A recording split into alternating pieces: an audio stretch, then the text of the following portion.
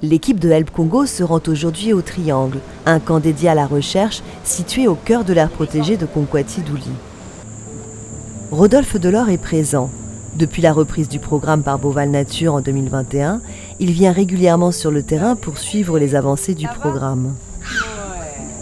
Salut Manu, tout va bien, c'est nous. Sur le chemin, nous passons devant les îles où se trouvent les chimpanzés qui avaient été confiés à la fondatrice de l'association, Aliette Jamar. Ce sont des chimpanzés qui pour le moment n'ont pas pu être réintroduits parce que certains sont trop imprégnés par l'homme, ce sont des chimpanzés orphelins au départ.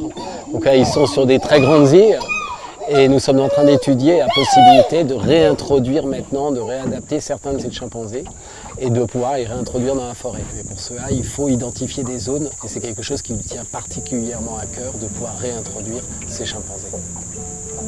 Le Triangle est situé à quelques heures en bateau du camp de Help, au cœur de la forêt primaire. Autour de nous, la vie foisonne. Ici des cercopithèques, là des calaos. C'est ici que des chimpanzés ont déjà été réintroduits.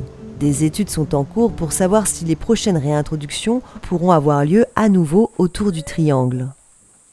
Rodolphe vient rencontrer Paul, Ulrich et Gaël qui recensent la biodiversité présente grâce à des caméras pièges. Ouais, c'est distinctif.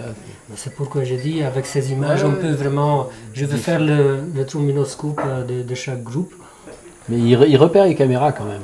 Ah ouais, tout de suite. Oui. Si je fais ce métier, si j'ai un parc zoologique, c'est avant tout parce que j'aime les animaux. J'aime les protéger, j'aime les conserver, j'aime bien m'occuper d'eux. Et protéger les espèces sur le terrain, c'est un peu un aboutissement. Et lorsque Madame Jamar a créé ce programme de conservation ici, dans cette région, sur environ 3500 hectares, il n'y avait pas d'éléphants. Les éléphants sont revenus parce qu'il y a une protection. Il y avait très peu de gorilles, il n'y en avait même pas du tout a priori, ils sont revenus. À partir du moment où il y a une présence, où il y a une protection, les braconniers vont plus loin, les animaux sauvages ils reviennent dans cette zone et lorsqu'on se promène dans la forêt, on voit des traces d'éléphants partout.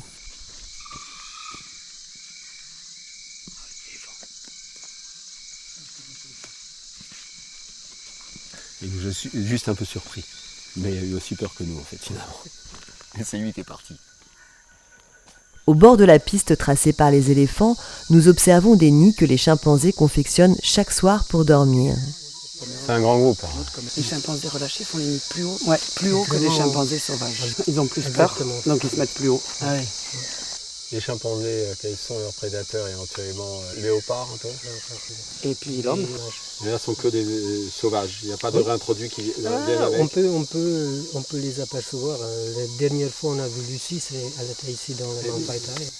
La mission aujourd'hui est de poser des caméras pièges dans un endroit où les chimpanzés sont susceptibles de passer. Bon, par rapport à la réintroduction, oui, justement on va d'abord voir s'il y a des chimpanzés présents, parce que ça va indiquer que c'est un bon habitat. Mais s'il y a vraiment trop de chimpanzés, qu'on est dans les zones et on entend beaucoup des agressions, que par exemple il y a une guerre entre deux communautés, ce qui arrive, ça va quand même être un problème pour réintroduire les chimpanzés.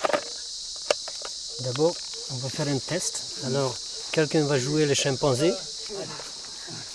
Nous avons cartographié la forêt.